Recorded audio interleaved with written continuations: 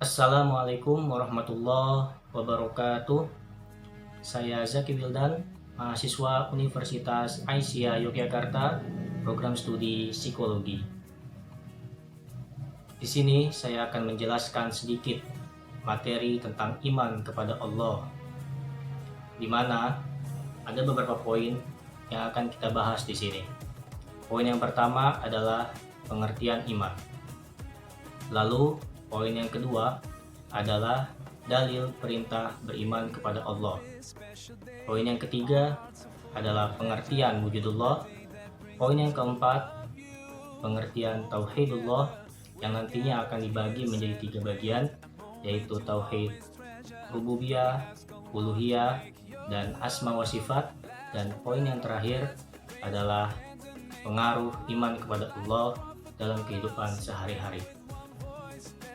Baik, sebelum kita masuk ke materi, kita sama-sama membaca ayat basmalah. Bismillahirrahmanirrahim. Bicara mengenai iman kepada Allah, maka kita perlu tahu dulu apa itu iman. Pengertian iman. Apa sih itu iman? Di dalam kitab Tauhid, karya Dr. Sholih bin Fauzan Al-Fauzan, dijelaskan bahwa iman itu memiliki 2 arti, yaitu secara bahasa dan juga secara istilah. Di mana iman secara etimologi atau secara bahasa itu diartikan sebagai pembenaran hati. Berarti konteksnya, jika iman kepada Allah, berarti secara bahasa kita membenarkan dengan hati kita bahwa Allah itu ada, bahwa Allah itu esa, dan Allah lah satu-satunya yang berhak kita sembah. Lalu apakah cukup hanya dengan mengartikan bahwa iman itu cukup dengan pembenaran hati? Tentu tidak. Maka secara istilah atau secara terminologi, iman yaitu pembenaran dengan hati, pengucapan dengan lisan, serta pengamalan dengan anggota badan. Ini yang disepakati oleh jumhur ulama. Bahkan Imam Syafi'i rahimahullah ta'ala mengatakan bahwa ini diyakini sebagai ijma dari para sahabat, tabi'in, serta tabi'ut tabi'in dalam memahami pengertian iman. Tentu kita sebagai seorang muslim sebagai seorang muslim yang mengaku Islam Ahlus Sunnah wal Jamaah, mengikuti pendapat ataupun jalannya para salafus soleh, tentu kita perlu meyakini pengertian iman seperti ini, bahwa iman itu nggak cukup hanya dengan pembenaran hati saja. Nggak cukup kita hanya meyakini bahwa Allah itu ada, nggak cukup kita hanya mengucapkan dengan lisan, tapi juga kita perlu mengamalkannya. Tidak seperti beberapa golongan, mungkin teman-teman juga sudah pernah belajar atau sudah pernah mendengar, ada beberapa golongan, salah satunya yaitu golongan Murji'ah yang dianggap sebagai golongan sesat. Kenapa? Karena tentu pemahaman mereka tentang iman itu bertolak belakang dengan pemahaman para salafus soleh. Bagi mereka atau kaum Murji'ah, iman itu cukup di dalam hati, tidak perlu mengamalkannya, tidak perlu mengimplementasikannya dalam kehidupan sehari-hari. Seperti contoh statement yang sering keluar dari golongan kaum Murji'ah, yaitu seperti contohnya seorang muslimah itu nggak apa-apa nggak berjilbab, yang penting hatinya dijilbabin, gitu kan? Atau nggak apa-apa kok kalau misalkan ada azan nih, kita nggak langsung sholat, kita ganti dengan zikir. Itu bahkan sampai sekarang mungkin masih ada orang yang berpemahaman seperti itu. Tentu ini pemahaman yang bertolak belakang dengan pengertian iman menurut para salafus soleh yang termaktub di dalam kitab Tauhid karya Dr. Sholih bin Fauzan Al-Fauzan. Lalu kalau kita sudah bicara iman kepada Allah, kita bicara pengertian iman, apakah iman itu wajib? Apakah kita diwajibkan sebagai manusia ini untuk beriman kepada Allah Subhanahu wa taala? Jawabannya adalah iya. Lalu mana dalil bahwa kita diperintahkan untuk beriman kepada Allah Subhanahu wa taala?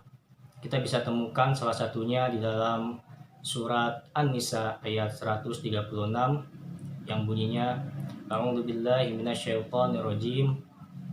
Ya ayyuhalladzina aminu billahi wa rasulihi wal kitabil ladzi nazzala ala rasulihi wal kitabil ladzi anzala min qabl.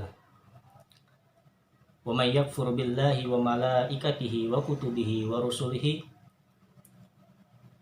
wal yaumil akhir faqad dhalla dhalalan ba'ida. Yang artinya, wahai orang-orang yang beriman, berimanlah kalian kepada Allah dan Rasulnya Muhammad, dan kepada kitab yang telah diturunkan kepada Rasulnya dan kitab-kitab sebelumnya. Dan barang siapa yang mengingkari Allah, malaikat-malaikatnya, kitab-kitabnya, para Rasulnya, dan hari akhir, maka sesungguhnya dia telah tersesat dengan kesesatan yang sangat jauh. Dalil ini bisa kita gunakan atau kita yakini bahwa sebagai manusia kita diperintahkan untuk beriman kepada Allah Subhanahu wa taala. Lalu apa itu wujudullah? Apa yang kita bisa pahami tentang wujudullah? Wujudullah itu berasal dari dua kata, yaitu wujud dan Allah. Wujud artinya keberadaan, ada. Dan Allah yaitu Allah. Berarti wujudullah itu adalah keberadaannya Allah. Kalau tadi di poin pertama kita memahami apa itu pengertian iman, lalu di poin kedua tadi juga kita sudah membahas dalil perintah kita untuk beriman kepada Allah. Tentu kita juga perlu meyakini bahwa Allah itu ada, karena nggak mungkin kita mengimani sesuatu yang kita tidak yakini adanya gitu kan. Nah, wujudullah ini artinya keberadaan Allah. Dan sifat dari wujudullah ini adalah badihiyah. Atau badihiyah ini adalah segala sesuatu atau sesuatu yang keberadaannya perlu dibuktikan dengan dalil. Akan tetapi, karena sudah menjadi hal umum dan mendarah daging, maka terkadang tanpa dalil pun bisa diyakini keberadaannya. Meski begitu, terkadang manusia perlu juga ada dalil-dalil untuk membuktikan bahwa Tuhan itu ada. Itu kan? Maka dibagi menjadi 3 bagian atau 3 dalil, 3 bukti bahwa Allah Subhanahu wa taala itu benar-benar ada. Dalil yang pertama itu adalah dalil fitrah. Dalil fitrah ini artinya naluri. Sebagai manusia, kita diciptakan dengan naluri menuhankan, sebagaimana yang telah dijelaskan oleh Rasulullah SAW di dalam hadis riwayat Bukhari, bahwasanya setiap anak dilahirkan itu di dalam fitrahnya, maka bapaknya dan ibunya lah yang berperan merubah si anak menjadi Yahudi, Nasrani, ataupun Majusi. Fitrah, pengertian fitrah di sini adalah Islam. Maka para ulama sepakat bahwa setiap anak yang lahir, bahkan anak yang terlahir dari rahim seorang wanita non-muslimah sekalipun, sejatinya dia adalah seorang muslim. Tetapi ketika beranjak dewasa, pengenalan agama dari orang tuanya lah yang membelokkannya. Itu fitrah manusia. Bahkan orang ateis sekalipun di dalam lubuk hatinya yang paling dalam itu meyakini bahwa Tuhan itu ada. Mungkin hanya karena keegoisan mereka atau sifat pembangkang mereka yang seolah-olah mereka nggak meyakini adanya Tuhan. Lalu setelah dalil fitrah, ada dalil akli atau dalil akal.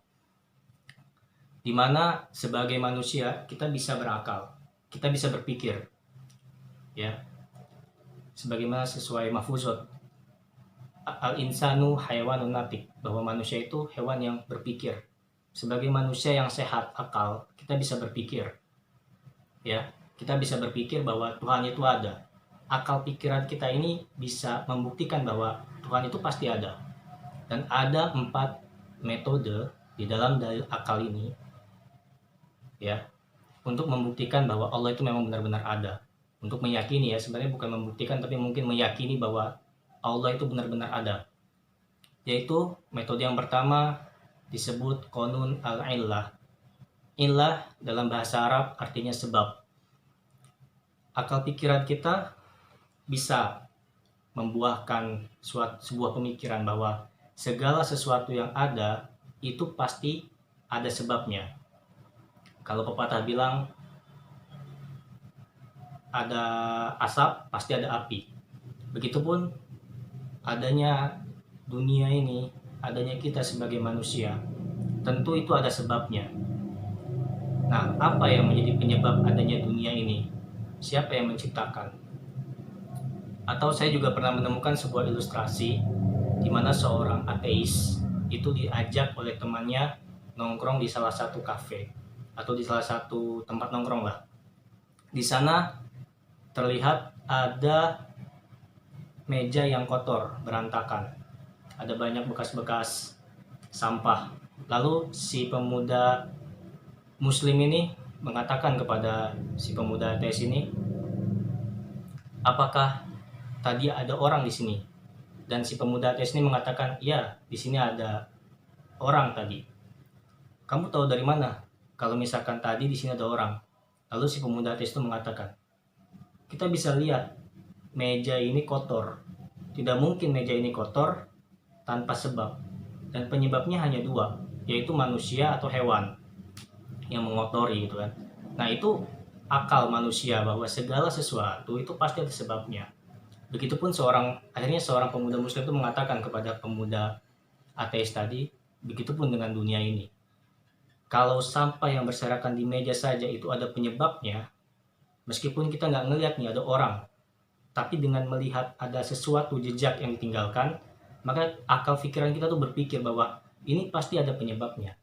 Dan siapa yang menyebabkan ini ada? Begitupun dengan alam semesta, adanya matahari, bumi, serta apapun, ya, itu pasti ada sebabnya. Lalu metode yang kedua disebut qanun al-wujub. Wujub artinya wajib. Wujud dari sesuatu atau keberadaan sesuatu itu tidak terlepas dari 3 hal.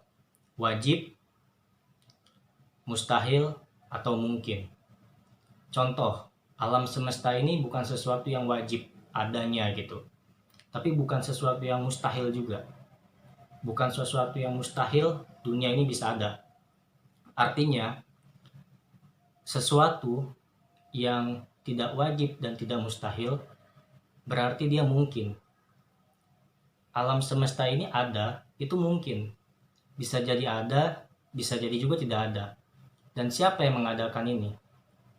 Tentu yang mengadakan sesuatu yang mungkin atau yang meniadakan sesuatu yang mungkin juga itu adalah sesuatu yang tidak boleh mungkin. Jadi sesuatu yang wajib lah yang berhak mengadakan sesuatu yang mungkin ada dan meniadakan sesuatu yang mungkin tidak ada. Lalu metode yang ketiga adalah qanun al-huduth. Huduth dalam bahasa Arab artinya sesuatu yang baru atau baru. Alam semesta ini adalah sesuatu yang baru, bukan sesuatu yang qadim atau awal. Maka kalau ada sesuatu yang baru, tentu ada yang mengawalinya. Dan akal pikiran kita sebagai manusia itu bisa memikirkan ke sana. Kalau alam semesta ini baru diciptakan, lalu sebelum alam semesta ini diciptakan, adakah sosok yang lebih awal dari alam semesta? Adakah sosok yang lebih awal dari manusia pertama yaitu Nabi Adam dan sebagainya? Lalu metode yang keempat yaitu qanun an-nizam. Nizam dalam bahasa Arab artinya teratur. Segala sesuatu yang teratur bukanlah suatu kebetulan. Akal pikiran manusia sudah mencerna itu. Sesuatu yang teratur itu bukan kebetulan, pasti ada yang mengatur. Itu pasti ada yang mengatur. Seperti bumi serta planet-planet yang lain itu berputar pada porosnya, secara teratur, itu karena dia mengatur. Maka siapa yang mengatur itu? Maka dari pemikiran-pemikiran tadilah, dari keempat metode cara berpikir tadi yang bisa membuat manusia itu meyakini bahwa eksistensi Tuhan itu benar-benar ada. Lalu setelah kita meyakini Tuhan itu ada, maka lahirlah poin yang selanjutnya, yaitu pengertian tentang tauhidullah. Esensi daripada iman adalah mengesahkan. Iman kepada Allah berarti kita mengesahkan Allah. Tauhid itu artinya mengesahkan. Setelah tadi poin-poin sebelumnya yang kita bahas ya, kita meyakini pengertian iman, kita menemukan satu dalil diperintahkannya kita beriman kepada Allah, lalu kita meyakini gitu ya bahwa Allah itu ada gitu ya. Lalu tentu kita perlu mengimani, perlu mengesahkan Allah Subhanahu wa taala. Baik, sebelumnya mohon maaf tadi ada kurang dalil yang ketiga setelah dalil akli, itu adalah dalil nakli atau dalil tertulis. Di mana dalil tertulis, tentu sebagai manusia, meskipun terkadang naluri kita sebagai manusia dan akal pikiran kita sebagai manusia itu bisa meyakini adanya Tuhan, terkadang kita perlu dalil yang tertulis, yaitu dalam Al-Quran dan Sunnah. Salah satunya kita bisa dapatkan di dalam surat Al-Hadid ayat 3, di mana dikatakan bahwa Allah lah segala sesuatu yang awal dan yang akhir, ya. Wal awwal wal akhiru wal zahiru wal batin wa huwa bikulli syai'in alim. Dialah Allah yang awal dan yang akhir, yang zahir dan yang batin, dan dialah yang maha mengetahui segala sesuatu. Nah, barulah kita ke poin selanjutnya, yaitu tauhidullah, mengesahkan Allah Subhanahu wa taala. Di mana di sini kita bisa membagi menjadi 3 bagian, yaitu tauhid rububiyah. Rububiyah itu diambil dari kata Rob yang artinya Tuhan atau mengatur ya. Rob itu artinya yang mengatur. Rububiyah berarti kita meyakini bahwa Allah Subhanahu wa taala lah yang mengatur segalanya. Allah yang mengatur terbitnya matahari dari timur dan terbenam di barat. Allah yang mengatur turunnya hujan. Allah yang mengatur pergantian siang dan malam. Kita meyakini itu, bahwa Allah lah ya yang menyebabkan, mengatur itu semua. Bahkan Allah yang mengatur rezeki seseorang. Itulah makanya kita meyakininya dengan lafaz la ilaha illallah, di mana la ilaha illallah ini juga memiliki makna lain, yaitu la roziko illallah, tidak ada yang memberikan rezeki kecuali Allah. La hakima illallah, la ma'buda illallah, dan masih banyak lagi nama-nama lainnya. Lalu setelah kita meyakini bahwa Allah lah yang mengatur segala-galanya, tentu buah dari keyakinan itu lahirlah tauhid uluhiyah, di mana tauhid uluhiyah ini adalah keyakinan kita bahwa Allah lah satu-satunya yang berhak diibadahi. La ma'buda illallah, ilah artinya ma'bud, sesuatu yang disembah. Kita meyakini bahwa hanya Allah lah yang berhak disembah, tidak ada hal-hal lain yang dapat disembah, yang layak diibadahi. Setelah itu tauhid asma wa sifat. Tauhid asma wa sifat ini, asma itu artinya nama-nama. Sifat dalam bahasa Arab artinya sifat. Kita meyakini bahwa Allah pun punya nama-nama baik atau yang biasa kita kenal Asmaul Husna. Allah juga punya sifat. Dari Asmaul Husna itu kita bisa mengetahui bahwa Allah itu punya beberapa sifat. Contoh Ar-Rahim, itu nama Allah. Ar-Rahim itu menunjukkan bahwa Allah itu memiliki sifat yang maha penyayang. Atau Ar-Raziq, Al-Basir, As-Sami, dan masih banyak lagi, Al-Mujib, Dan bahkan kita juga dianjurkan dalam Islam, apabila kita ingin berdoa, diutamakan kita juga sambil mengucapkan nama-nama baik Allah. Misal kita berharap rezeki, maka kita menyebut dengan Ar-Razik atau Al-Ghani, Al-Mughni dan sebagainya. Lalu apa pengaruh iman kepada Allah dalam kehidupan sehari-hari? Tentu banyak sekali ya. Teman-teman juga mungkin banyak yang sudah tahu, tapi sedikit menurut saya